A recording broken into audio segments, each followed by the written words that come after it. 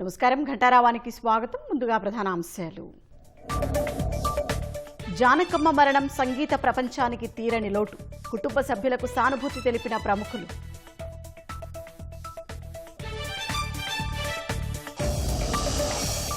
జానకమ్మ పార్థివ దేహానికి అభిమానుల నివాళులు. సాయంత్రం ప్రభుత్వ లాంఛనాలతో అంత్యక్రియలు.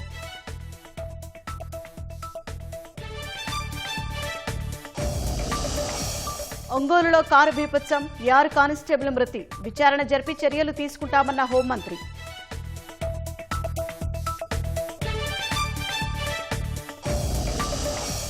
భారత్కు జూన్లో 51,000 కోట్ల రష్యా ఇంధనం దిగుమతి. మే నెలతో పోల్చితే 34% పెరిగాయన్న CREA.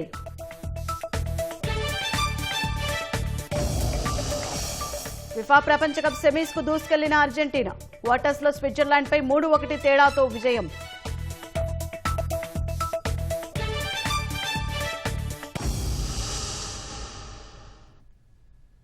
దశాబ్దాలుగా శ్రోతలను అలరించిన మధుర స్వరం మూగబోయింది. పాటను అమృత తుల్యం చేసిన గాత్రం దివికేగింది. భాష ఏదైనా, బాణి ఎలాంటిదైనా స్వరాలకనుగుణంగా గాత్రం మార్చుకోగల అద్భుత శక్తి ఆమె సొంతం. దక్షిణ భారత గానకోకిలగా, తెలుగునాట జానకమ్మగా ఖ్యాతి గడించిన స్వర సామ్రాజ్ఞి ఎస్ జానకమ్మ సంగీత ప్రియుల్ని శోకసంద్రంలో ముంచేసి తిరిగిరాని లోకాలకు తరలి వెళ్లారు.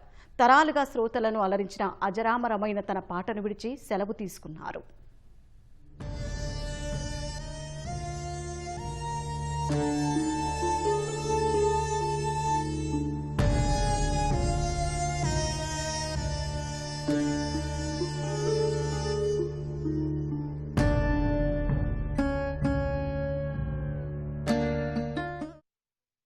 విఖ్యాత గాయని ఎస్ జానకి శనివారం తుది శ్వాస విడిచారు. కర్ణాటకలోని మైసూరులో ఓ ప్రైవేటు ఆసుపత్రిలో శ్వాస సంబంధ సమస్యలతో వారం రోజులుగా చికిత్స పొందుతున్న జానకి శనివారం రాత్రి మృతి చెందారు. జానకి మరణ వార్తను ఆమె మనవరాలు అప్సరా విద్యుల సామాజిక మాధ్యమం ద్వారా వెల్లడించారు.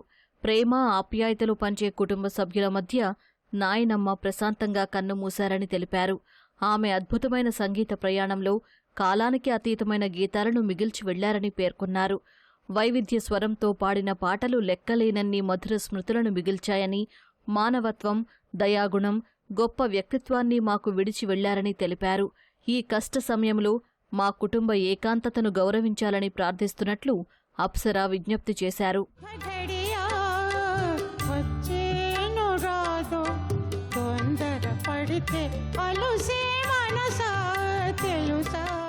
వయోభారంతో బాధపడుతున్న ఆరోగ్యపరమైన సమస్యలు అంతగా లేని జానకి 2 వారాల క్రితమే మంగళూరులోని మంగళాదేవి దేవాలయాన్ని సందర్శించారు. ఈ ప్రయాణ సమయంలో శ్వాస సంబంధ సమస్యలు ఎదురవడంతో మైసూరులోని ఓ ప్రైవేటు ఆసుపత్రిలో చేర్చారు. అనంతరం ఇంటికి వెళ్లారు. మళ్లీ గతవారం కాలికి ఇన్ఫెక్షన్ కారణంగా చికిత్స కోసం మళ్లీ ఆసుపత్రిలో చేరారు.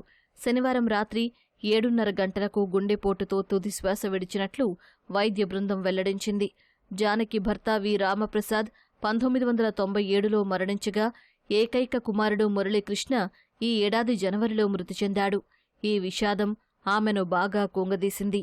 నీ పాదాల పడి ఉండగా పూలల్లో నూలైన కానైతిని నీ మెడలో నత్తుగాడగా. జానకి పాటలంటే ఆమె భర్త వి రాంప్రసాద్కు అంతులేని విశ్వాసం. 1956లో జానకితో వివాహానికి ముందే ఏవిఎం స్టూడియోకు వస్తూ వెళుతూ ఉండే రాంప్రసాద్ జానకిపై తొలిచూపులోనే మనసు పారేసుకున్నారట. తన తండ్రితో చెప్పి జానకికి ఏవిఎం స్టూడియోలో మంచి అవకాశాలు దక్కేలా చేసిన రాంప్రసాద్ ఆపై ఆమె సినీ ప్రయాణానికి ఓ చుక్కానిలా మారారు. జానకి పాడే ప్రతి పాటను దగ్గరుండి పరిశీలించేవారు. స్టూడియోల్లోనూ వెంటే ఉంటూ సలహాలిచ్చేవారు. నేను ప్రస్తుతం ఇన్నేసి అవార్డులు పొందానంటే అందుకు రాము చూపిన శ్రద్ధే కారణమని తన భర్త గురించి జానకి చెప్పేవారు. పాటల్లో మిమిక్రీ చేసిన ఘనత జానకికే సొంతం. పసిబాలుడు మొదలుకొని మధ్య వయసు, పండు ముసలి గొంతుకులను కూడా తన స్వరంతో పలికించగలిగిన జానకి దక్షిణ భారత గాన కోకిలగా ఖ్యాతి గడించారు.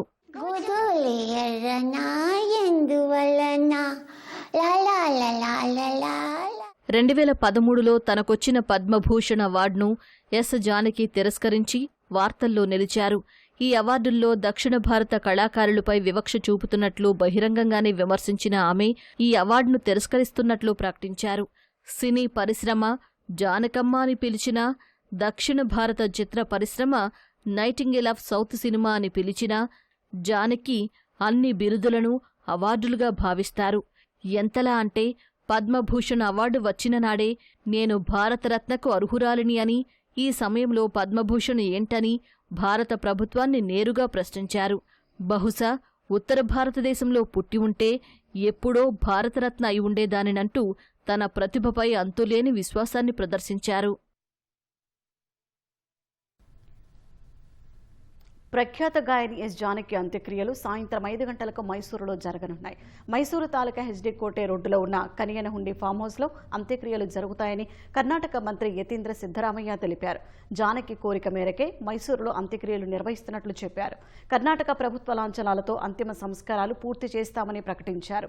ఈ ఉదయం 10 గంటలకు మైసూరు మహారాజా కాలేజ్ గ్రౌండ్స్లో జానకి పార్థివ దేహాన్ని ఉంచారు. అభిమానుల సందర్శనార్థం సాయంత్రం 4 వరకు అక్కడే ఉంచుతారు. పెద్ద సంఖ్యలో అభిమానులు జానకి పార్థివ దేహానికి నివాళులు అర్పిస్తున్నారు. అమృత గాయనికి కన్నీటి నివాళులు అర్పిస్తున్నారు. ఆ మధుర గాయని ఆలపించిన పాటలను, సంగీత ప్రపంచానికి ఆమె అందించిన సేవలను గుర్తు చేసుకుంటున్నారు.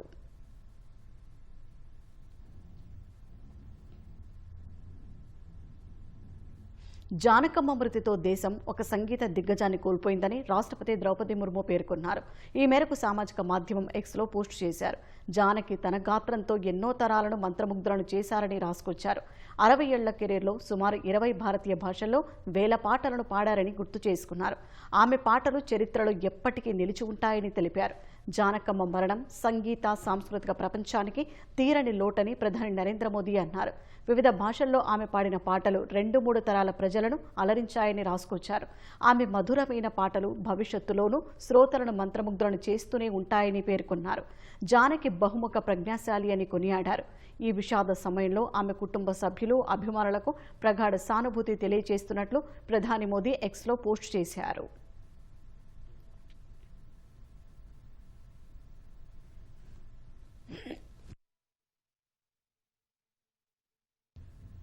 మహాగాయని స్వరం మూగబోయిందని తెలుసుకున్న సినీలోకం శోకసంద్రంలో మునిగిపోయింది. తన మధుర గానంతో శ్రోతలను విశేషంగా అలరించిన జానకమ్మ ఇక లేరన్న వార్త విని సినీ రాజకీయ ప్రముఖులు దిగ్భ్రాంతి వ్యక్తం చేశారు. జానకమ్మ గానకోకిల అని, ఆమె స్వరం అజరామరమంటూ కొనియాడారు. ఆమె సినీ రంగానికి చేసిన సేవలను గుర్తు చేసుకున్నారు. ఆమె ఆత్మకు శాంతి చేకూరాలని ప్రార్థించారు. కుటుంబ సభ్యులతో పాటు ఆమెను అభిమానించే కోట్లాది సంగీతాభిమానులకు ప్రగాఢ సానుభూతి తెలియజేస్తున్నామన్నారు. ఉపరాష్ట్రపతి రాధాకృష్ణన్ సైతం తన సంతాపాన్ని వ్యక్తం చేశారు. దుర్యోధన దుశ్శాసన దుర్వినీత లోకంలో రక్తాశ్రులు చిందిస్తూ రాస్తున్న శోకంతో మరో మహాభారతం. జానకమ్మ మరణ వార్త తన హృదయాన్ని కలిచివేసిందని ప్రముఖ నటుడు చిరంజీవి సంతాపం వ్యక్తం చేశారు. తన సినీ ప్రయాణంలో ఎన్నో మరుపురాని పాటలకు ఆమె తన అపురూపమైన గాత్రాన్ని అందించారని గుర్తు చేసుకున్నారు. జానకమ్మ గాయని మాత్రమే కాదు, భావాన్ని స్వరంగా మార్చిన అసాధారణ కళాకారిణి అని కొనియాడారు. సంగీత ప్రపంచంలోని ఓ మహోన్నత శిఖరాన్ని కోల్పోయామన్నారు. గానకోకిల జానకమ్మ ఇక లేరనే వార్త తనను తీవ్ర దిగ్భ్రాంతికి గురిచేసిందని నటుడు, ఎమ్మెల్యే నందమూరి బాలకృష్ణ ఆవేదన వ్యక్తం చేశారు. యావత్ భారతీయ చలనచిత్ర పరిశ్రమకు తీరని లోటని పేర్కొన్నారు. స్వర్గీయ నందమూరి తారక రామారావు చిత్రాలతో పాటు తన చిత్రాలలోనూ ఆమె పాడిన ఎన్నో అమర గీతాలు శ్రోతలను రంజింపజేస్తూనే ఉంటాయన్న బాలకృష్ణ తమ కుటుంబంతో ఆమెకు దశాబ్దాల అనుబంధం ఉందని గుర్తు చేసుకున్నారు. తెలుగు చిత్రసీమతో పాటు దక్షిణాదికి చెందిన ప్రముఖ నటులు, సినీ గాయకులు, సంగీత దర్శకులు జానకి మరణం పట్ల విచారం వ్యక్తం చేశారు. ఆమెతో తమకున్న అనుబంధాన్ని గుర్తు చేసుకున్నారు.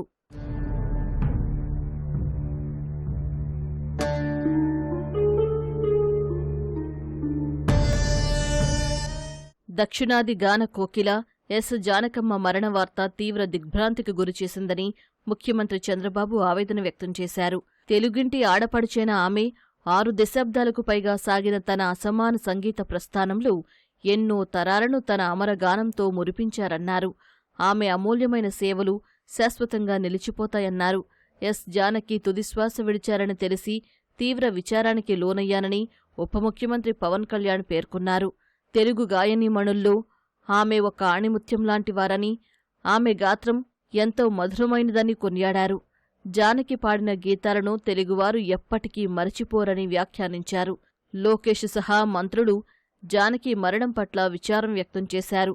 తన మధుర గానంతో భారతీయ సంగీత రంగానికే విశిష్ట సేవలందించిన జానకి మరణం సంగీత ప్రపంచానికి తీరని లోటని బీజేపీ ఏపీ అధ్యక్షుడు మాధవ్ అన్నారు.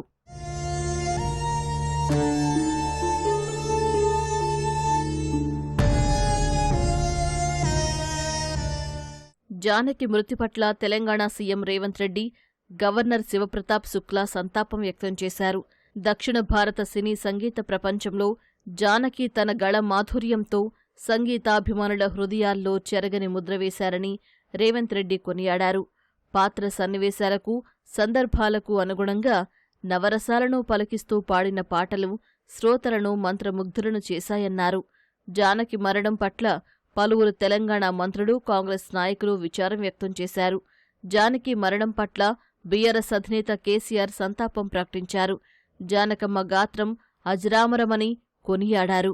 ఆమె పాడిన వేలాది పాటలు, వైవిధ్యభరితమైన స్వరాలు తరతరాలకు చిరస్మరణీయమని కేంద్ర మంత్రి కిషన్ రెడ్డి అన్నారు.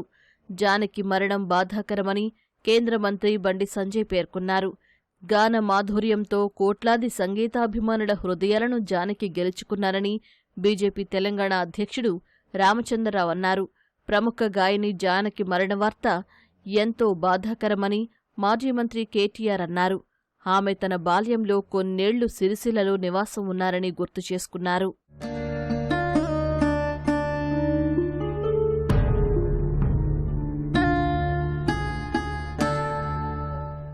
జానకి మరణం పట్ల తమిళనాడు సీఎం విజయ్, ప్రముఖ నటులు రజనీకాంత్, కమల్ హాసన్, సుప్రసిద్ధ సంగీత దర్శకుడు ఇళయరాజా సంతాపం వ్యక్తం చేశారు.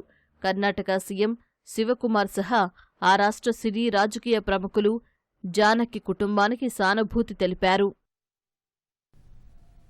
ఆ గానం ఉప్పొంగిన రాగజలది, రవళించిన వేవేల పాటల స్వరణిది, స్వరాలతో సయ్యాటలాడిన సంగీత రాగ్ని. ఆమె కంఠంలో పలకని స్వరం లేదు, ఒక్క అపస్వరం తప్ప. స్వరాలన్నీ జరిలా ప్రవహించి, పండు వెన్నెల్లో స్నానించి, రాగ సుగంధ పరిమళాలతో స్పర్శించి, రసహృదయాలను ఆనంద డోలికల్లో ఓలలాడించిన పాటల సామ్రాజ్య నాయకి, గంధర్వ గాయకి. ఆ సురాగ సరాగ మాలిక పేరే ఎస్ జానకి. సుమారు 65 ఏళ్లుగా పాటకి ప్రాణం పోసిన మహాగాయనిమణి జానకి సినీ ప్రస్థానం ఇప్పుడు చూద్దాం.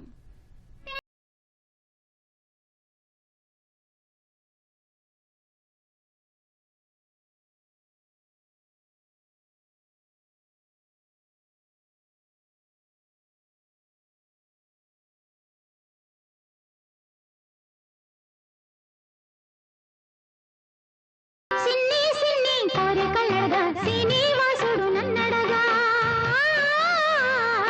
మనసా తుల్లి పడకే అతిగా ఆశ పడకే.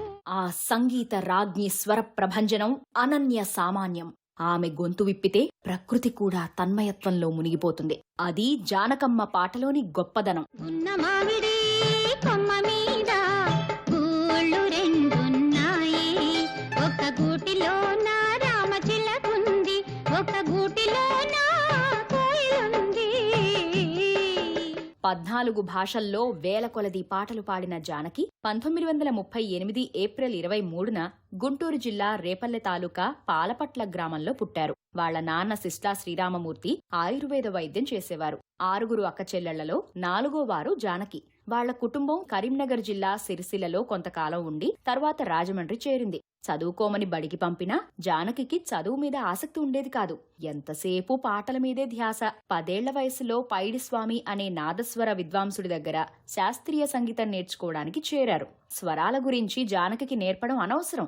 ఆమెకు జన్మతః అద్భుత స్వరం ఉందని భావించిన ఆమె గురువు ఏకంగా ఒకేసారి నగుమోము కనలేని వంటి కీర్తనల నుంచే సంగీత శిక్షణ మొదలుపెట్టారు. కానీ జానకి ధ్యాసంతా సినిమా పాటల మీదే ఉండేది. రేడియో ఆమె గురువని చెప్పాలి. లతా మంగేష్కర్, ఆశా భోన్స్లే పాటలు తప్ప మరే పాటలు వినేవారు కాదు. 1957లో సంగీత దర్శకుడు తాతినేని చలపతిరావు జానకితో ఓ తమిళ చిత్రంలో ఓ విషాద గీతాన్ని తొలిసారిగా పాడించారు. 1957లో తొలి పాటే ఘంటసాలతో కలిసి పాడే ఛాన్స్ లభించింది. తెలుగులో ఎమ్మెల్యే చిత్రంలో పెండ్యాల స్వరపరిచిన నీ ఆశ అడి ఆశ అనే విషాద గీతాన్ని ఘంటసాలకు సహగాయనిగా పాడారు. విశేషమేమిటంటే వివిధ భాషల్లో జానకి పాడిన మొదటి పాటలన్నీ విషాద గీతాలే. భారతదేశంలోని టాప్ 4 ఫీమేల్ సింగర్స్ లో ఒకరిగా గుర్తింపు పొందిన జానకి సినీ గాయనిగా తన స్వర జీవితం మొదలైన మొదటి సంవత్సరంలోనే 6 భాషల్లో 100 పాటలు పాడారు. ఆ రోజుల్లోనే కాదు, ఈనాటికి అది ఒక రికార్డుగా నిలిచిపోయింది. ఏ దివిలో విరిసిన పారిజాతమో, ఏ కవిలో మెరిసిన ప్రేమ గీతమో. శాస్త్రీయ సంగీతంలో తనకు థియరీ తెలియదంటూ వినమ్రంగా చెప్పే జానకి తన స్వర జైత్ర యాత్రలో సాధించిన విజయాలు అన్యులకు అసాధ్యం. 4 తరాలకు చెందిన కథానాయికలు వారే స్వయంగా పాడారేమో అన్నంతగా సహజంగా గొంతు మార్చి పాడడం జానకికే చెల్లు. ఇక చిన్నారి గొంతుల్ని అనుకరించడంలో జానకిది ప్రత్యేకమైన శైలి. తెలుగు సినిమాల్లో ఈమెలా పసిపిల్లల గొంతుల్ని అనుకరించిన మరో గాయని లేదు. దక్షిణాదిన దిగ్విజయంగా సాగిన జానకి స్వర సమీరం 4 సార్లు ఉత్తమ గాయనిగా జాతీయ పురస్కారాలను మోసుకెళ్లింది. తెలుగింటి నుంచి 5 నంది అవార్డులు, 4 తమిళనాడు స్టేట్ అవార్డులు, 12 సార్లు కేరళ పురస్కారాలు, ఒడిశా ప్రభుత్వం నుంచి సైతం ఓ పురస్కారం, ఇంకా తమిళనాట కలైమామణి, ఉత్తరాదిన సురసింగర్ గౌరవాలు జానకి కీర్తి కిరీటంలో కలికితురాళ్లయ్యాయి. 60 దశకం నుండి 70వ దశకం మొత్తం మీద ప్రముఖ సంగీత దర్శకుడు ఎంఎస్ విశ్వనాథన్ జానకి చేత కొన్ని వందల హిట్ పాటలు పాడించారు. ఇళయరాజా శకం ప్రారంభం కావడంతో ఆయన జానకికి విస్తృతమైన అవకాశాలు కల్పించారు. 1977లో వచ్చిన 16 ఏళ్ల వయస్సులో జానకి ఆలపించిన సిరిమల్లె పువ్వా ఈ రోజుకి మన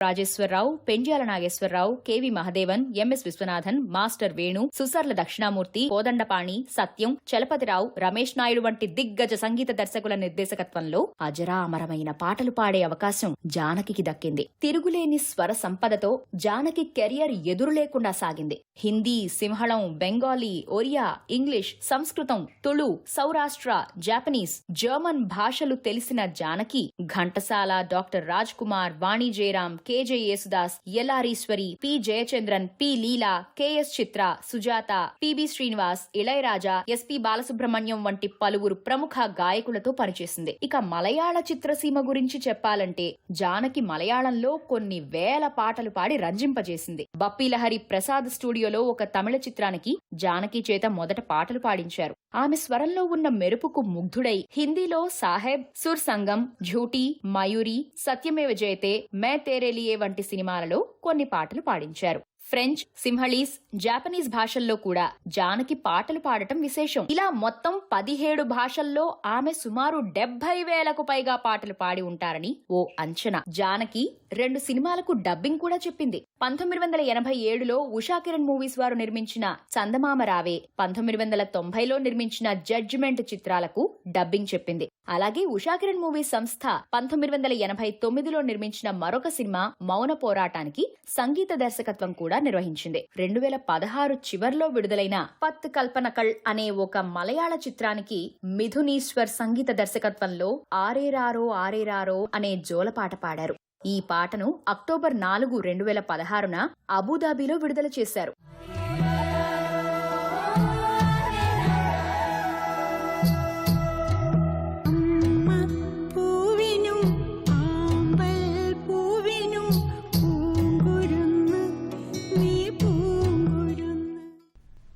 పట్టిసీమ నుంచి గోదావరి జలాలు కృష్ణా డెల్టాకు చేరుకున్నాయి. ఇక మరింత సమాచారం మా ప్రతినిధి సాయి కృష్ణ ప్రత్యక్ష ప్రసారం ద్వారా అందిస్తారు.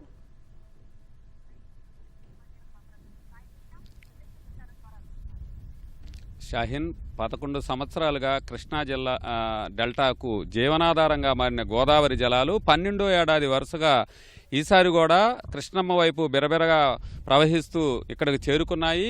175 కిలోమీటర్లు పోలవరం ప్రాజెక్టు సమీపంలోని పట్టిసీమ ఎత్తిపోతల నుంచి కృష్ణానదికి వచ్చాయి. ఎన్టీఆర్ జిల్లా ఇబ్రహీంపట్నం మండలం పవిత్ర సంఘం వద్ద మనం చూడవచ్చు. ఎగువ నుంచి గోదావరి జలాలు కృష్ణమ్మ ఒడిలోకి చేరుతున్న దృశ్యాలు ఇవి. ఈ ఏడాది జూలై 1వ తారీఖు కృష్ణా డెల్టాకు ప్రకాశం బ్యారేజ్ నుంచి నీరు విడుదల చేశారు. పులిచింతల ప్రాజెక్టులో ఉన్న నీరే ఇప్పటి వరకు ఆధారం. 32 టీఎంసీలు ఉంది. 9 టీఎంసీలు డెడ్ స్టోరేజ్ పులిచింతల్లో ఉంచారు. మిగతా నీరు 24 టీఎంసీల వరకు వాడుకునే అవకాశం ఉంది. గోదావరి డెల్టా నుంచి ఇప్పుడు ప్రవాహం అయితే వస్తోంది. కృష్ణా డెల్టా పూర్తిగా సాగు చేయాలంటే 152 టీఎంసీలు అవసరం. అయితే నెలకు 12 టీఎంసీల చొప్పున గోదావరి జలాలను పట్టిసీమ ఎత్తిపోతల ద్వారా కృష్ణానదిలోకి పూర్తిగా చేర్చి ఇక్కడి నుంచి ప్రకాశం బ్యారేజ్ నుంచి 2 వైపులా కృష్ణా తూర్పు పశ్చిమ డెల్టాకు నీరు విడుదల చేస్తున్నారు. ఇప్పటి వరకు 442 టీఎంసీలు 11 ఏళ్లుగా గోదావరి జలాలను ఎత్తిపోతల ద్వారా వినియోగించుకున్నారు. ఈసారి కూడా కృష్ణా డెల్టాను సస్యశ్యామలం చేసేందుకు గోదారమ్మ వడివడిగా కృష్ణమ్మ ఒడిలోకి చేరుతున్న దృశ్యాలు ఇవన్నీ. ఇబ్రహీంపట్నం మండలం పవిత్ర సంఘం వద్ద కృష్ణా నదిలోకి జలజల ప్రవహిస్తూ ముందుకు సాగుతున్నాయి. ఇవి దిగువన ప్రకాశం బ్యారేజ్ నుంచి డెల్టా ప్రాంతానికి విడుదల చేస్తారు. ఇప్పుడైతే 6000 టీఎంసీల వరకు వస్తున్నాయి. 17,500 టీఎంసీల వరకు కూడా వినియోగించుకునే అవకాశం ఉంది. ప్రస్తుతం ఈ గోదావరి నీరు కృష్ణానదిలో చేరటంతో ఇదంతా కూడా ఎర్రనీరుగా మారిపోయింది. దూరంలో చూడవచ్చు, సుదూరంలో నీలిరంగులో కృష్ణవేణి జలాలైతే ఉన్నాయి. ఈ నీరు కృష్ణవేణిని తాకిన తర్వాత కృష్ణమ్మ ఒడిలో చేరిన తర్వాత ఎర్రనీరుగా మారిపోయింది. ప్రస్తుతం అయితే ఈ నీరే ఇప్పుడు డెల్టాకు జీవనాధారంగా మారింది. తీవ్రమైన వర్షాభావ పరిస్థితులు రాష్ట్ర వ్యాప్తంగా నెలకొన్నాయి, దేశంలోనూ ఉన్నాయి, అలాగే ప్రపంచవ్యాప్తంగా ఉన్నాయి. ఎలినిలో ప్రభావంతో ఈసారి వర్షాలు చాలా తక్కువగా నమోదవటం, ఇప్పటి వరకు కూడా వర్షాల జాడ అంతంత మాత్రంగా ఉండటంతో సాగు ఎలా సాధ్యమవుతుంది అని తర్జన భర్జన పడిన వేళ గోదావరి ప్రవాహాలు మరొక్కసారి గట్టెక్కించేందుకు కృష్ణా డెల్టాకు అయితే చేరుకున్నాయి. ఈ నీటిని పుష్కలంగా వినియోగించుకొని పంటలు బాగా పండించుకోవాలని కూడా ప్రభుత్వం విజ్ఞప్తి చేస్తోంది. 12 టీఎంసీల చొప్పున పట్టిసీమ ద్వారా గోదావరి డెల్టాకు నీరుని కృష్ణా డెల్టాకు వినియోగించుకుంటారు. పులిచింతల్లో ఉన్న నీటిని అయితే వాడుకుంటారు. కృష్ణా ఎగువనున్న అన్ని ప్రాజెక్టుల్లోనూ శ్రీశైలం, నాగార్జున సాగర్ సహా ఎగువ ప్రాంతాల్లో కూడా అయితే నీరు నామాత్రంగా వస్తోంది. అయితే కృష్ణా డెల్టాను గట్టెక్కించేది మాత్రం గోదావరి జలాలు పట్టిసీమ ద్వారా జలజలా ప్రవహిస్తూ కృష్ణమొడిలోకి చేరుకున్న దృశ్యాలు చాలా అపురూపంగా ఉన్నాయి. ఈసారి కూడా ఈ ఖరీఫ్ సీజన్కు ఇవే జీవనాధారంగా మారనున్నాయి. కెమెరామెన్ నరేష్తో Sai Krishna, ETV news. Vietnam పడవ ప్రమాద బాధితులకు అందుతున్న సహాయంపై సీఎం చంద్రబాబు అధికారులతో సమీక్ష నిర్వహించారు. ప్రమాదంలో గాయపడిన గెల్లె కిషోర్ ప్రస్తుతం వియత్నాం ప్రభుత్వ ఆసుపత్రిలో చికిత్స పొందుతున్నారని, ఆయన ఆరోగ్యం క్రమంగా కుదుటపడుతోందని వివరించారు.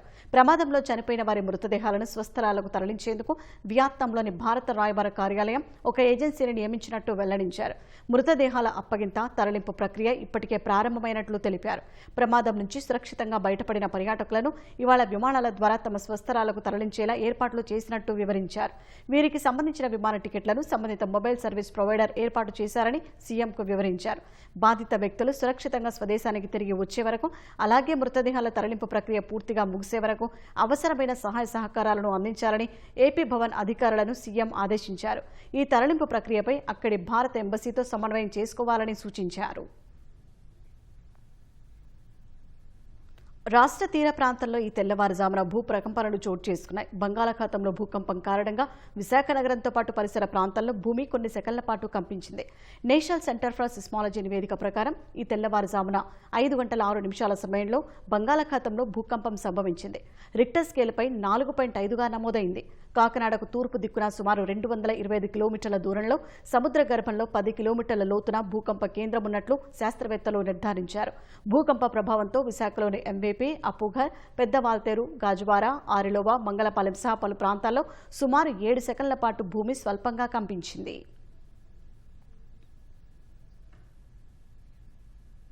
కాకినాడ తీరంలో కేంద్రీకృతమైన భూకంపంతో విశాఖ పరిసర ప్రాంతాల్లో ప్రకంపనలు చోటు చేసుకున్నాయి. బీచ్ రోడ్, సీతమ్మధార, గాజువాక, మధురవాడ ప్రాంతాల్లో ప్రకంపనలతో స్థానికులు భయాందోళనకు గురయ్యారు. సుమారు 5 నుంచి 10 సెకన్ల పాటు భూమి కంపించినట్లు చెబుతున్నారు. భూమిలో వీక్ జోన్స్ వల్లే భూకంపాలు చోటు చేసుకుంటున్నాయన్న నేషనల్ ఇన్స్టిట్యూట్ ఆఫ్ ఓషనోగ్రఫీ విశ్రాంత శాస్త్రవేత్త కేఎస్ఎన్ మూర్తితో మా ప్రతినిధి కృష్ణమనాయుడు ముఖాముఖి.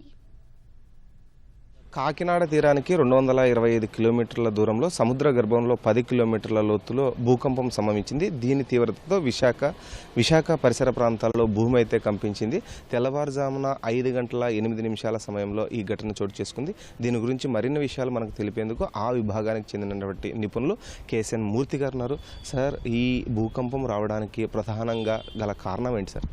ప్రధానంగా కారణం ఏంటంటే భూమి లోపల పగుళ్ళని మనం సైంటిఫిక్ లాంగ్వేజ్లో వీక్ జోన్స్ అని ఉంటాయి.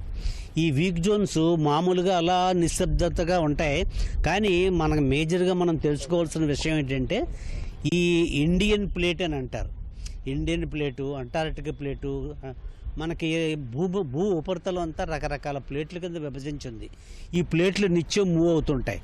ఫర్ ఎగ్జాంపుల్, ఇండియన్ ప్లేటు గత కొన్ని లక్షల సంవత్సరాల నుంచి అంటార్క్టికా దగ్గర ఉన్నది అలా నార్త్కి వెళ్తోంది. ఇప్పుడు కూడా ఏడాదికి 3 సెంటీమీటర్ల చొప్పున నార్త్కి వెళ్తోంది. ఈ ప్లేట్లు మూవ్ అవ్వడం వలన, ఒక్కో చోట ప్లేట్లు రాపిడ్ అవ్వడం వలన, ఒక్కో చోట ఒక ప్లేటు కింద ఒక ప్లేటు వెళ్ళడం వలన భూకంపాలు వస్తాయి. కాకపోతే మేజర్ భూకంపాలు, మైనర్ భూకంపాలు ఉంటాయి. మన కాకినాడ దగ్గర వచ్చిన దాన్ని మైనర్ భూకంపం. మేజర్ భూకంపాలు ఎక్కడొస్తాయంటే ఒక ప్లేటు కింద ఒక ప్లేటు వెళ్ళినప్పుడు, కానీ ఒక ప్లేటు తగులుకున్నప్పుడు హిమాలయ ఏరియాలు, ఒక ప్లేటు కింద ఒక ప్లేటు వెళ్ళడం అంటే మన అండమాన్ దగ్గర అక్కడ వచ్చే భూకంపాలు మ్యాగ్నిట్యూడ్ 7.5, 8, 9.3 ఉంటాయి. తర్వాత ఏంటంటే తీవ్రత ఎక్కువ ఉంటుంది, ప్రాణ నష్టం ఉంటుంది, అవన్నీ ఉంటుంది. ఈ భూకంపాలు ఏంటంటే మనకి భూమి లోపల ఎక్కడైనా సరే వీక్ జోన్స్ అని ఉంటాయి. మీరు ఊహించుకోండి, ఇండియా 3 సెంటీమీటర్లు పెర్ ఇయర్ చొప్పున అలా నార్త్కి వెళ్తుంది. నార్త్లో ఏషియన్ ప్లేట్ అని ఇంకో ప్లేట్ ఉంది. ఈ 2 ప్లేట్లు తగులుకోవడం వల్లనే మనకి హిమాలయాలు ఫార్మ్ అయ్యాయి. మరి ఇంకా ఈ ప్రతి సంవత్సరం కూడా ఇండియా అలా మూవ్ అవుతుంది. ఈ ప్రెషర్ వచ్చినప్పుడు ఏమిటవుతుంది, ఆ హిమాలయ ప్రాంతాల్లోనూ అంటార్క్టికా ప్రాంతాల్లోనే కాకుండా ఇండియాలో ఉన్న స్టేబుల్ ఏరియాల్లో కూడా కొన్ని వీక్ జోన్స్ ఫెయిల్ అయిపోతుంటాయి. అవి ఎక్కడంటే ఫాల్ట్ జోన్స్ ఉన్న చోట జరుగుతుంది. మన కృష్ణా గోదావరి గ్రాబిన్ అవ్వచ్చు, లేకపోతే కనుక మన ఈస్ట్ కోస్ట్లో మేము విస్తృత పరిశోధనలు చేసాం. పాండిచేరి, ఒంగోలు, తర్వాత విజయనగరం, ఈ ఏరియాలో చిన్న చిన్న ఫాల్ట్ జోన్స్ ఉన్నాయి. ఈ ఫాల్ట్ జోన్స్ ఏమిటవుతాయి, ఈ ఒత్తిడికి ఫెయిల్ అయిపోయి భూకంపాల కింద వస్తాయి. ఇవాళ కాకినాడ దగ్గర వచ్చిన భూకంపం కూడా అటువంటి మైనర్ ఎర్త్క్వేక్ 4.5 మ్యాగ్నిట్యూడ్. కానీ జనరల్గా లోతు ఎక్కువైన కొద్దీ ఇక్కడ మనకి ఎఫెక్ట్ తక్కువ ఉంటుంది. ఇది లోతు 10 కిలోమీటర్లే. 10 కిలోమీటర్లు మరీ లోతు కాదు. అంచేత తూర్పు తీరం అంతా, ఆంధ్ర కోస్ట్ అంతా కూడా ఈ భూకంపం ఎక్స్పీరియన్స్ అయి ఉంటారు. 225 కిలోమీటర్ల దూరంలో ఏర్పడినటువంటి ఈ ప్రకంపనల కారణంగా విశాఖ చుట్టుపక్కల ప్రాంతాల్లో కూడా భూమి కంపించింది. మీరు కూడా స్వయంగా అనుభవం ఈరోజు చేశారు. సో ఆ సమయం అప్పుడు ఎలా ఉండింది సార్? నేను మంచం మీద, నేను జనరల్గా 4:30కి లేచిపోతాను. 5 o'clock మంచం మీద వెలకల్లా పడుకుంటే మంచం ఎందుకో కానీ ఊగుతున్నట్టు అనిపించింది. వెంటనే అర్థమైపోయింది ఇది భూకంపం అని. ఇప్పుడు ఏమిటవుతుందంటే ఈ పగుళ్ళు మనం కాకినాడ 223 కిలోమీటర్లు ఇవన్నీ మనం ఊహించుకుంటున్నాం. కానీ మొత్తం భూమిని ఊహించుకుంటే 220 కిలోమీటర్లు నథింగ్. అక్కడెక్కడో బే ఆఫ్ బెంగాల్లో 10 కిలోమీటర్ల లోతులో ఒక ఫాల్ట్ జోన్ ఏదో ఫెయిల్ అయిపోయింది. ఫెయిల్ అయిపోతే ఎర్త్లో ఎక్కడ ఏం జరిగినా సరే దాని ఎఫెక్ట్ మొత్తం చాలా చోట్ల కనపడుతుంది, దాని మ్యాగ్నిట్యూడ్ బట్టి. ఈ మ్యాగ్నిట్యూడ్ 4.5 కాబట్టి ఆంధ్ర కోస్ట్లో పడి. అదే కనుక మనకు అండమాన్లో కనుక 2004లో సునామీ వచ్చినప్పుడు 9.5 మ్యాగ్నిట్యూడ్ ఎర్త్క్వేక్ వచ్చింది. మొత్తం తూర్పు తీరం అంతా ఎఫెక్ట్ అయింది, చుట్టుపక్కల కంట్రీలన్నీ ఎఫెక్ట్ అయ్యాయి. సో ఎర్త్క్వేక్ యొక్క మ్యాగ్నిట్యూడ్, దాని యొక్క డెప్త్ను బట్టి మనకి అనుభవం వస్తుంది. మన ఆంధ్రప్రదేశ్ కానీ తెలంగాణ కానీ భూకంపాలు అంటే చాలా తక్కువ. మనదంతా మైదాన ప్రాంతం ఎక్కువగా ఉంటుంది, దానికి చాలా దూరంగా ఉంటుంది. ఎందుకు ఈ మధ్య కాలంలో తరచుగా మన దగ్గర కూడా ఇలాంటివి సంభవిస్తున్నాయి? దీనికి కారణం ఏంటి?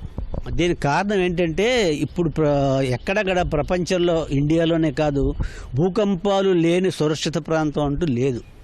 ఎందుకంటే ఈ టెక్టానిక్ ఫోర్సెస్ ఇవన్నీ ఇక్కడ బాగా ఈ మధ్యన తరచు భూకంపాలు రావడం, అంటే వీక్ జోన్స్ అన్ని ఇక్కడ యాక్టివేట్ అవడం ఇవన్నీ జరుగుతున్నాయి.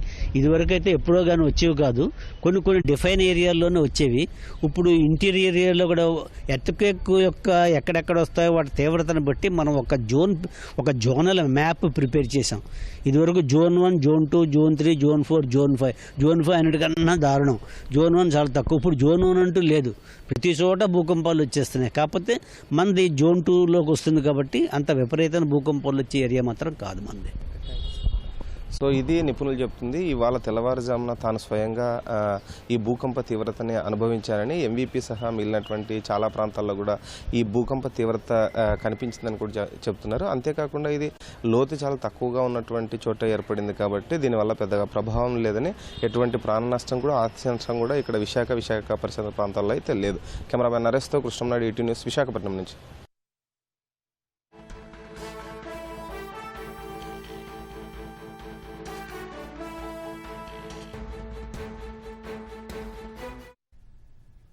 తాజాంశాన్ని చూస్తున్నాం. విజయవాడ ఆటో నగర్లోని మెకానిక్ షెడ్డులో అగ్ని ప్రమాదం జరిగింది. ప్రమాదంలో ప్రైవేటు బస్సులు తగలబడుతున్నాయి. ఘటనా స్థలికి చేరుకున్న అగ్నిమాపక సిబ్బంది మంటలార్పుతున్నారు. ఇక మరింత సమాచారం మా ప్రతినిధి సూర్యారావు అడిగి తెలుసుకుందాం. సూర్యారావు, అగ్ని ప్రమాదం ఎప్పుడు జరిగింది? అక్కడ తాజా సమాచారం ఏంటి? అగ్ని ప్రమాదం ఒక పావుగంట క్రితమే జరిగింది. ఇది గ్యారేజ్ లో ఈ రిపేర్ల కోసం, పెయింటింగ్ల కోసం ఆగి ఉన్న బస్సులు ఇవి. ఒక బస్సులో అంటుకున్న మంటలు సమీప బస్సులకు కూడా అంటుకోవడంతో ప్రమాదం సంభవించింది. మంటలు చెలరేగడంతో ఒక్కసారిగా ఆ ప్రాంతంలో పొగలు భారీ ఎత్తున ఎగిసిపడ్డాయి.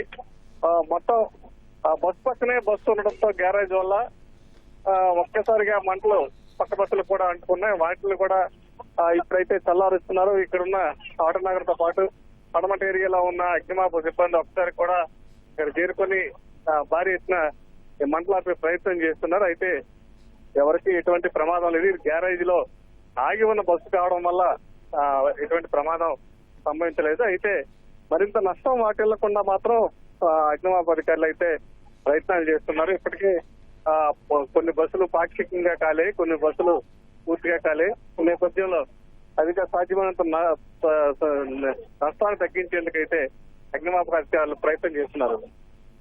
అయితే సూర్యారావు, ఇంతగా ప్రమాదం జరగడానికి కారణాలేంటి? ఆ షెడ్డులో మొత్తం ఎన్ని బస్సులు ఉన్నాయి?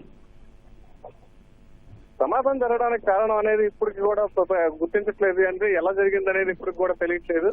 దీని మీద ఇప్పుడు అధికారులు దృష్టి సారిస్తున్నారు.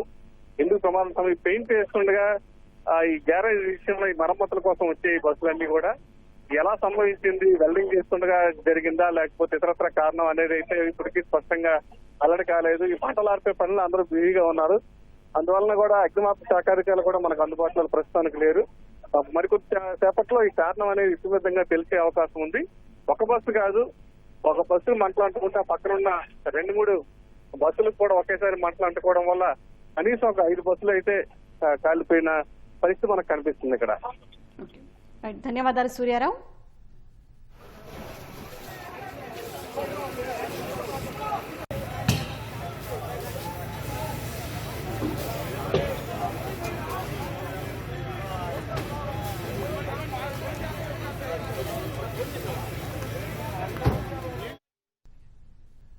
గత నెలలో భారత్ రష్యా నుంచి రికార్డు స్థాయిలో ముడి చమురును దిగుమతి చేసుకుంది. మేతో పోలిస్తే జూన్లో రష్యా నుంచి ముడి చమురు దిగుమతులు 34% పెరిగాయని centre for research and energy and clean air CREA తన నివేదికలో పేర్కొంది.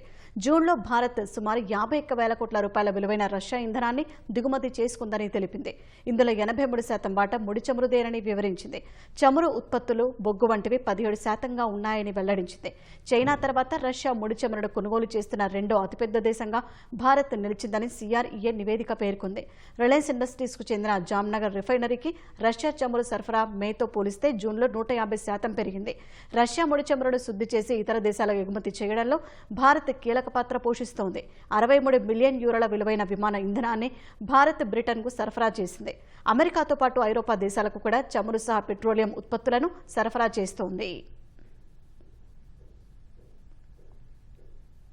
The institute of cost accountants of India ఈ నెల 9న ప్రకటించిన సీఎంఏ ఫౌండేషన్ ఫలితాల్లో మాస్టర్ మైండ్స్ విద్యార్థులు అఖిల భారత స్థాయిలో ర్యాంకులు సాధించారని సంస్థ అడ్మిన్ అడ్వైజర్ మట్టుపల్లి మోహన్ తెలిపారు. అఖిల భారత స్థాయిలో 10 ర్యాంకుల్లో 9 ర్యాంకులను మాస్టర్ మైండ్స్ విద్యార్థులు కైవసం చేసుకున్నట్లు వివరించారు. The institute of chartered accountants of India ఈ నెల 3న ప్రకటించిన సీఏ ఫౌండేషన్ ఫలితాల్లోనూ మాస్టర్ మైండ్స్ విద్యార్థులు ఆల్ ఇండియా స్థాయిలో 4, 5, 8, 15, 16వ ర్యాంకులు సాధించినట్లు చెప్పారు. విద్యార్థులు సీఏ, సీఎంఏ కోర్సులను సమాంతరంగా పూర్తి చేయడం సంతోషంగా ఉందన్నారు. మొత్తంగా సీఏ ఫౌండేషన్, సీఎంఏ ఫౌండేషన్ ఫలితాల్లో మాస్టర్ మైండ్స్ విద్యార్థులు అధిక సంఖ్యలో ఉత్తీర్ణత సాధించినట్లు వివరించారు. సీఎంఏ ఫౌండేషన్ ఫలితాలు, ఈ యొక్క ఫలితాలలో మాస్టర్ మైండ్స్ విద్యార్థులు సాధించినటువంటి ఆల్ ఇండియా ర్యాంకులు చెప్తాను. ముందుగా మీ అందరికీ తెలియాల్సిందంటే సీఎంఏ ఫౌండేషన్ ఆల్ ఇండియాలో మొదటి 10 ర్యాంకులు మాత్రం ఇస్తారండి. ఈ మొదటి 10 ర్యాంకుల్లో 9 మంది విద్యార్థులు మాస్టర్ మైండ్స్ విద్యార్థులు నిలవటం జరిగిందండి. All India second rank, 4th rank అండి, 5th rank and 6th rank ముగ్గురికి వచ్చింది. సేమ్ ర్యాంక్ ముగ్గురికి వచ్చింది. 7th rank, 8th rank, 10th rank. So మొదటి 10 ర్యాంకులు ప్రకటించిందే 10 ర్యాంకులు, దాంట్లో 9 మంది మాస్టర్ మైండ్స్ విద్యార్థులు ఉన్నారు. అండ్ సీఏ ఫౌండేషన్లో కూడా 20 ర్యాంకులు మాత్రం ఇస్తారండి ఆల్ ఇండియా లెవెల్లో. 20 ర్యాంకుల్లో 5 ర్యాంకులు అంటే 25% ర్యాంకులు మాస్టర్ మైండ్స్ కైవసం చేసుకోవడం జరిగింది. సో ఈ యొక్క సక్సెస్కి కారణమైనటువంటి మా సిబ్బంది, అలానే మా స్టూడెంట్స్ యొక్క పేరెంట్స్కి మనస్ఫూర్తిగా మరొకసారి నేను ధన్యవాదాలు తెలియజేస్తున్నాను. మేము చదువు చెప్పిన ప్రతి విద్యార్థికి ర్యాంక్ వస్తే అది మా క్రెడిట్ అయిద్దండి. కొద్ది మందికి ర్యాంక్ వస్తే ఖచ్చితంగా అది స్టూడెంట్స్ క్రెడిట్ అయింది. అందుకని ఈ ర్యాంక్ యొక్క క్రెడిట్ నేను కంప్లీట్గా విద్యార్థులకే ఇస్తున్నానని చెప్పాను. Thank you very much. Bengal tiger team India మాజీ కెప్టెన్ సౌరవ్ గంగూలీ మరో అరుదైన గౌరవం అందుకున్నారు. ప్రతిష్టాత్మక ఐసీసీ హాల్ ఆఫ్ ఫేమ్ స్థానం దక్కించుకున్న 12వ భారతీయ క్రికెటర్గా దాదా నిలిచారు. ఇదే చారిత్రాత్మక తరుణంలో 2002 నార్త్ వెస్ట్ ట్రోఫీ ఫైనల్లో లార్డ్స్ బాల్కనీ ఎపిక్ సెలబ్రేషన్ ఫోర్స్తో కూడిన ఆయన అధికారిక బయోపిక్ ఫస్ట్ లుక్ పోస్టర్ విడుదలైంది. క్రికెట్ ప్రపంచంలో దాదాగా పేరు తెచ్చుకున్న గంగూలీపై స్పెషల్ స్టోరీ ఇప్పుడు చూద్దాం.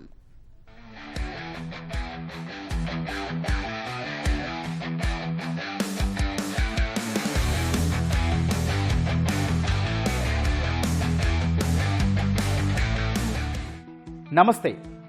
సౌరవ్ గంగూలీ క్రికెట్ ప్రపంచానికి, అభిమానులకి పరిచయం అక్కర్లేని పేరు. భారత క్రికెట్ ప్రత్యర్థి జట్లను ఆటలోనే కాదు మాటల్లోనూ భయపెడుతోందంటే, విదేశాల్లో విజయాలను అలవాటుగా చేసుకుందంటే, క్రికెటర్లు గ్రామీణ ప్రాంతాల నుంచి దేశానికి ఆడుతున్నారంటే అడుగడుగున గంగూలీ పాత్ర ఎంతో ఉంది. గ్రేట్ ప్లేయర్లు టీంలో ఉండొచ్చు, కానీ గ్రేట్ ప్లేయర్లుగా తయారు చేసిన గొప్ప సారథి మన బెంగాల్ టైగర్. క్రికెట్లో అత్యంత ప్రతిష్టాత్మకమైన ఐసీసీ హాల్ ఆఫ్ ఫేమ్తో మరో కొత్త గౌరవాన్ని గంగూలీ అందుకున్నారు. అది కూడా తన సరిగ్గా 54వ పుట్టినరోజే అందుకోవడం స్పెషల్. క్రికెట్ మక్కాగా పిలిచే లార్డ్స్ బాల్కనీలో మ్యాచ్ గెలిచాక షర్ట్ విప్పి గాల్లో తిప్పి గర్జించిన గంగూలీని అభిమానులకి ఈ అవార్డు మరోసారి గుర్తు చేస్తోంది. అంతేకాదు, the most awaiting Ganguly biopic Dada the Sourav Ganguly story first poster కూడా ఇదే సమయంలో రిలీజ్ అయి భారత క్రికెట్ ఫ్యాన్స్కి ఓ ట్రీట్ ఇచ్చింది. ఈ సందర్భంగా భారత క్రికెట్లో విప్లవాత్మక శకానికి నాంది పలికి నేటి దూకుడు క్రికెట్కు బలమైన పునాది వేసిన god of off side aggressive ఎరాపై స్పెషల్ స్టోరీ. Let's play.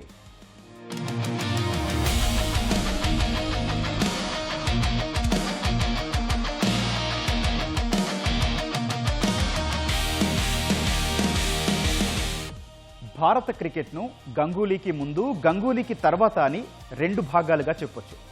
90వ దశకంలో విదేశీ మైదానాల్లో ఒక డిఫెన్సివ్ మోడ్లో ఆడుతూ ఓటములను భారంగా మోస్తున్న టీమిండియాకు ఆటతోనూ మాటలతోనూ ఎదురుదాడి చేయడాన్ని నేర్పిన సారథి సౌరవ్ గంగూలీ. ఎదుటోడు స్లెడ్జింగ్ చేస్తే వాడి కళ్ళల్లోకి కళ్ళు పెట్టి చూడు, వాడు బౌన్సర్ వేస్తే ఫ్రంట్ ఫుట్ వచ్చి 6 కొట్టు అని నేర్పిన నాయకుడు సౌరవ్ చండీదాస్ గంగూలీ. క్రికెట్ అనేది జెంటిల్మెన్ గేమ్ మాత్రమే కాదు, అదొక వ్యూహాత్మక యుద్ధం అని నమ్మిన, మైదానంలో చూపించిన క్రికెటర్, అగ్రెసివ్ లీడర్ దాదా. క్రికెట్లో ఓ ఆటగాడికి దక్కే అత్యున్నత వ్యక్తిగత గౌరవం ఐసీసీ హాల్ ఆఫ్ ఫేమ్ సభ్యత్వం సరిగ్గా తన 54వ పుట్టినరోజు నాడే ఈ ప్రతిష్టాత్మక సభ్యత్వాన్ని అందుకోవడం దాదాకు దక్కిన మరో అతిపెద్ద గౌరవం. ఎందుకు ఈ మాట అంటున్నామంటే, అభిమానుల గుండెల్లో తనకంటూ ఓ ప్రత్యేక స్థానాన్ని రిజర్వ్ చేసుకున్న సౌరవ్ ఇంతకంటే పెద్ద గౌరవాన్ని ఎప్పుడో పొందాడు. ఐసీసీ హాల్ ఆఫ్ ఫేమ్లో గంగూలీ కంటే ముందు సునీల్ గవాస్కర్, కపిల్ దేవ్, సచిన్, ద్రావిడ్, ధోని వంటి దిగ్గజాలున్నారు. ప్రస్తుతం ఈ ఘనత సాధించిన గంగూలీ ఈ జాబితాలో 12వ భారత క్రికెటర్గా నిలిచాడు. ఈ సందర్భంగా సోషల్ మీడియా వేదికగా ఐసీసీకి, ఐసీసీ చైర్మన్ జైషాకు కృతజ్ఞతలు తెలిపిన దాదా ఇది తన జీవితంలో మరవలేని గౌరవమన్నాడు. నిజానికి గంగూలీపై సినిమా ఎప్పటినుంచో ఎదురు చూస్తున్నది. ఇది ద మోస్ట్ అవైటెడ్ బయోపిక్. అలాంటిది Dada the Sourav Ganguly story cinema మొదటి లుక్ పోస్టర్ ఆయన పుట్టినరోజునే విడుదలైంది. 2002 నాట్ వెస్ట్ ట్రోఫీ ఫైనల్లో ఇంగ్లాండ్ను వారి గడ్డ మీదే మట్టి కరిపించిన తర్వాత ప్రతిష్టాత్మక లార్డ్స్ బాల్కనీలో తన జెర్సీ విప్పి గాల్లోకి ఊపుతూ గంగూలీ చేసిన విజయ నినాదం భారత క్రికెట్లోనే అత్యంత ఐకానిక్ గెస్చర్. ఆ ఎపిక్ పిక్చర్ పోజ్ను నటుడు రాజ్ కుమార్ రావు అద్భుతంగా రీక్రియేట్ చేశారు. ఈ పోస్టర్ను తన ఎక్స్ ఖాతాలో షేర్ చేసిన గంగూలీ, నా కవర్ డ్రైవ్ను సిల్వర్ స్క్రీన్ పై వాడుతుంటే చూసేందుకు ఎంతో ఉత్సాహంగా ఉన్నాననే కామెంట్ జోడించాడు. విక్రమాదిత్య మోత్వానే వంటి క్లాసిక్ డైరెక్టర్ ఈ చిత్రాన్ని డైరెక్ట్ చేస్తుండటంతో ఈ మూవీపై అంచనాలు భారీగానే ఉన్నాయి.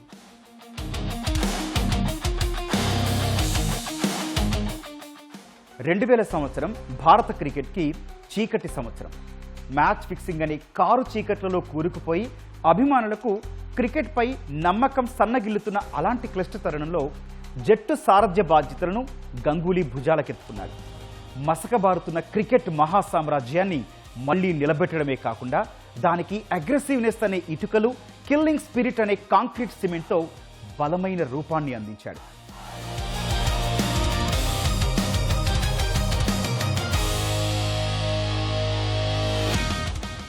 అప్పటి వరకు భారత జట్టు స్వదేశంలో మాత్రమే గెలుస్తుందనే ఓ నెగిటివ్ ముద్ర ఉండేది. అయితే తన దూకుడైన కెప్టెన్సీతో ఎదురుదాడి చేయడం ద్వారా విదేశీ పిచ్చులపై సైతం ప్రత్యర్థుల్ని వారి శైలిలోనే దెబ్బ కొట్టడం గంగూలీ నేర్పాడు. ఆస్ట్రేలియా కెప్టెన్ స్టీవ్ వాను టాస్ కోసం మైదానంలో వేచి చూసేలా చేయడం, అట్లాగే లార్డ్స్ బాల్కనీలో నాసిర్ హుస్సేన్ స్లెడ్జింగ్కు బదులివ్వడం దాదాగిరి మార్క్ అగ్రెసివ్నెస్కు నిదర్శనాలు. ఇప్పటి భారత క్రికెట్లో aggressiveness icon king Kohli, fearless opener Rohit Sharma వంటి దిగ్గజాల అటాకింగ్ క్రికెట్కు అప్పట్లోనే బీజాలు నాటింది గంగూలీనే. ఈ సందర్భంగా ఓ మ్యాచ్ గుర్తు చేసుకుందాం. 2002 నాట్ వెస్ట్ ట్రోఫీ ఫైనల్లో ఇంగ్లాండ్ 325 పరుగుల భారీ స్కోర్ చేసింది. 115 పరుగులు చేసిన ఇంగ్లీష్ కెప్టెన్ నాసిర్ హుస్సేన్ గంగూలీని స్లెడ్జింగ్ చేయడమే కాదు, కొన్ని రెచ్చగొట్టే సంజ్ఞలు చేశాడు. ఇక ఇంగ్లాండ్ ఇన్నింగ్స్ ముగిసిన వెంటనే భారత క్రికెటర్లందరినీ అత్యవసరంగా డ్రెస్సింగ్ రూమ్కు రమ్మని సౌరవ్ చెప్పాడు.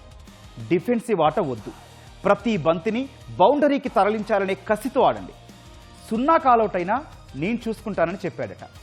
కేవలం ఆదేశించడమే కాదు, తను చేసి చూపిన దాదా 10 4లు ఓ సిక్సర్తో 43 బంతుల్లోనే 60 పరుగులు చేశాడు. అప్పట్లో ఈ ఇన్నింగ్స్ ఓ సంచలనంగా చెప్పాలి.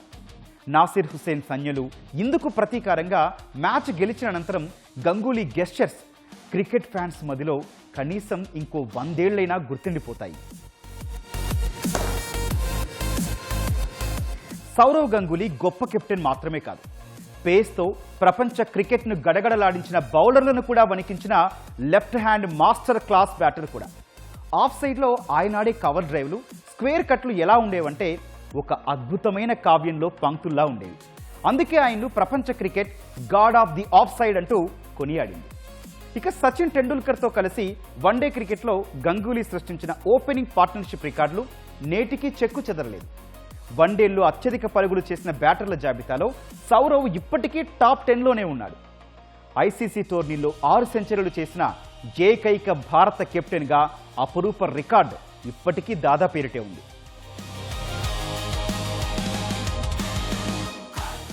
గంగూలీ నాయకత్వంలో అద్భుతం ఏంటంటే ప్రతిభను గుర్తించి వారికి అండగా నిలబడటం. వీరేంద్ర సెహ్వాగ్, యువరాజ్ సింగ్, హర్భజన్ సింగ్, జహీర్ ఖాన్, మహేంద్ర సింగ్ ధోని ఈ పేర్లు లేకుండా ఆధునిక భారత క్రికెట్ చరిత్ర సంపూర్ణం కాదు. ఈ లెజెండ్స్ అందరినీ వారి కెరియర్ ప్రారంభంలో వెన్నుతట్టి ప్రోత్సహించింది, సెలెక్టర్లతో గొడవ పడి మరీ జట్టులోకి తీసుకొచ్చింది సౌరవ్ గంగూలీని. అంతేకాదు, వీళ్ళందరికీ ఆట ఒక్కటే కాదు, అగ్రెసివ్నెస్ కూడా అవసరమని నూరిపోసింది కూడా దాదానే. వీరేంద్ర సెహ్వాగ్ మిడిల్ ఆర్డర్ ఆటగాడిని ఓపెనర్గా మార్చి ప్రపంచంలోనే అత్యంత ప్రమాదకరమైన బ్యాటర్గా తీర్చిదిద్దారు. ఇక హర్భజన్ సింగ్ 2001 ఆస్ట్రేలియా సిరీస్లో కుంబ్లే గాయపడితే హర్భజన్ను నమ్మి జట్టులోకి తెచ్చి చరిత్రాత్మక సిరీస్ విజయాన్ని అందుకున్నారు. ఎంఎస్ ధోని లోయర్ మిడిల్ ఆర్డర్లో ఆడే ఎంఎస్డీని పాకిస్తాన్తో మ్యాచ్లో నంబర్ 3 పొజిషన్లో బ్యాటింగ్కు పంపి ఒక విధ్వంసకర లీడర్ ఆవిర్భావానికి దాదా కారణమయ్యాడు. ఈ ముగ్గురితో పాటు తన తోటి క్రికెటర్ల గురించి దాదా అప్పుడప్పుడు పంచుకునే విశేషాలు క్రికెట్ అభిమానుల ప్రపంచంలో వైరల్ అవుతూ ఉంటాయి. గంగూలీ కెప్టెన్సీలో భారత్ సాధిన విజయాలు కేవలం సంఖ్యలకే పరిమితం కావు. అవి భారత క్రికెట్ మైండ్ సెట్ను మార్చేసిన మైలురాళ్ళు. కొన్ని చూద్దాం. 2001 ఆస్ట్రేలియా టెస్ట్ సిరీస్. వరుసగా 16 టెస్టులు గెలిచి అప్రతిహతంగా దూసుకుపోతున్న స్టీవ్ వా ఆస్ట్రేలియా జట్టు జైత్రయాత్రకు బ్రేక్ వేసి ఫాలో ఆన్ ఆడి మరీ భారత్కు చరిత్రాత్మక సిరీస్ విజయాన్ని అందించాడు. ఇక 2002 నాట్వెస్ట్ ట్రోఫీ ఫైనల్. ఇంగ్లాండ్ నిర్దేశించిన 326 పరుగుల భారీ లక్ష్యాన్ని లార్డ్స్ మైదానంలో యువరాజ్ కైఫ్ సహాయంతో ఛేదించి లార్డ్స్ బాల్కనీలో షర్ట్ విప్పి లండన్ గెడ్డపై సింహనాదం చేశాడు. 2003 one day world cup. South Africa వేదికగా జరిగిన వన్డే ప్రపంచ కప్లో భారత జట్టును అద్భుతమైన వ్యూహాలతో ఫైనల్స్ వరకు నడిపించాడు. 2004 పాకిస్తాన్ పర్యటన. దశాబ్దాల తర్వాత పాకిస్తాన్ గెడ్డపై టెస్ట్ వన్డే సిరీస్లను క్లీన్ స్వీప్ చేసి సరిహద్దుల్లో త్రివర్ణ పతాకాన్ని జెగరేశాడు. ఆటగాడిగా కెప్టెన్గానే కాకుండా క్రికెట్ పరిపాలనలోనూ దాదా తన మార్కు చూపించాడు. బెంగాల్ క్రికెట్ అసోసియేషన్ క్యాబ్ అధ్యక్షుడిగా, తర్వాత భారత క్రికెట్ నియంత్రణ మండలి బీసీసీఐ అధ్యక్షుడిగా సేవలందించాడు. కోవిడ్-19 వంటి అత్యంత కఠినమైన కాలంలోనూ ఐపీఎల్ టోర్నమెంట్ను విజయవంతంగా నిర్వహించి తన మార్క్ అడ్మినిస్ట్రేషన్ పవర్ను నిరూపించుకున్నాడు. ప్రస్తుతం ఢిల్లీ క్యాపిటల్స్ జట్టుకు డైరెక్టర్గా వ్యవహరిస్తూ క్రికెట్తో తన బంధాన్ని కొనసాగిస్తున్నాడు. సౌరవ్ గంగూలీకి లభించిన ఐసీసీ హాల్ ఆఫ్ ఫేమ్ గౌరవం కేవలం ఆయన వ్యక్తిగత రికార్డులకు దక్కిన గుర్తింపు కాదు, తన నేతృత్వంలో మారిన భారత క్రికెట్ సంస్కృతికి దక్కిన కిరీటం. మైదానంలో ప్రిన్స్ లాగా అడుగుపెట్టి లీడర్గా మహారాజాలా పాలించి నేడు ప్రపంచ క్రికెట్ చరిత్రలో అత్యున్నత శిఖరానికి చేరిన గంగూలీ ఇప్పటికీ ఎప్పటికీ చాలామంది ఫేవరెట్ కెప్టెనే. 2002లో లార్డ్స్ మైదానంలో దాదా సింహనాదాన్ని వెండితెరపై చూసేందుకు అభిమానులు ఎంతో ఉత్సాహంగా ఎదురుచూస్తున్నారు. వచ్చే ఏడాది విడుదలయ్యే గంగూలీ బయోపిక్ వీరికి అవకాశాన్ని కల్పించబోతోంది. ఇక ముగించే ముందు చివరిగా ఒక్క మాట. Hats off to you Dada, you are the eternal king of Indian cricket. Bangladesh రాజధాని ఢాకాను భారీ వర్షాలు హడలెత్తించాయి. కొన్ని రోజులుగా కురిసిన కుంభవృష్టికి ఢాకా నగరం చెరువులా మారింది. లోతట్టు ప్రాంతాలన్నీ జలమయమయ్యాయి. వరదల కారణంగా ప్రజలు తీవ్ర అవస్థలు పడుతున్నారు. డ్రైనేజీలు పొంగిపొల్లడంతో వరద ఇళ్లు, దుకాణాల్లోకి చేరింది. పలు ప్రధాన కూడళ్లలో 3 నుంచి 4 అడుగుల మేర వాననీరు నిలిచిపోవడంతో రవాణా వ్యవస్థ స్తంభించిపోయింది. కార్యాలయాలకు, పనులకు వెళ్లేవారు ఇబ్బంది పడ్డారు. పరిస్థితి అత్యంత దారుణంగా తయారవడంతో అత్యవసరమైతే తప్ప ప్రజలు ఇళ్ల నుంచి బయటకు రావద్దని అధికారులు సూచించారు. వరద ప్రభావిత ప్రాంతాల్లో బాధితులను సురక్షిత ప్రాంతాలకు తరలించేందుకు బంగ్లాదేశ్ విపత్తు నిర్వహణ బృందాలను రంగంలోకి దించారు.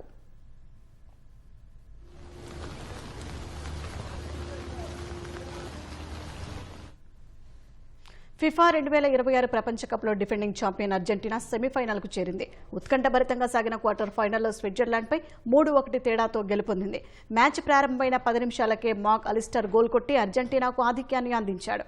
ఆ తర్వాత 67వ నిమిషంలో స్విట్జర్లాండ్ ఆటగాడు డాన్ ఎండోయ్ గోల్ చేసి స్కోర్లను సమం చేశాడు. అయితే 72వ నిమిషంలో స్విట్జర్లాండ్ ఆటగాడు బ్రేల్ ఎంబోలా రెడ్ కార్డును ఎదుర్కొని బయటకు వెళ్లిపోయాడు. అక్కడి నుంచి 10 మందితోనే స్విస్ పోరాడింది. 90 నిమిషాలు ముగిసేసరికి ఇరు జట్ల స్కోర్ సమం కాగా మ్యాచ్ ఎక్స్ట్రా టైంకు దారితీసింది. 112వ నిమిషంలో జూలియన్ అల్వారెజ్ గోల్తో అర్జెంటీనా మళ్లీ ఆధిక్యంలోకి వచ్చింది. అదనపు సమయం కొన్ని సెకండ్లలో ముగియనుండగా లటారో మార్టినెస్ మరో గోల్ చేసి అర్జెంటీనాకు అద్భుత విజయాన్ని అందించాడు. ఈ నెల 16న అట్లాంటాలో జరిగే సెమీఫైనల్లో అర్జెంటీనా ఇంగ్లాండ్తో తలపడనుంది. తొలి సెమీఫైనల్ ఈ నెల 17న ఫ్రాన్స్, స్పెయిన్ మధ్య జరగనుంది.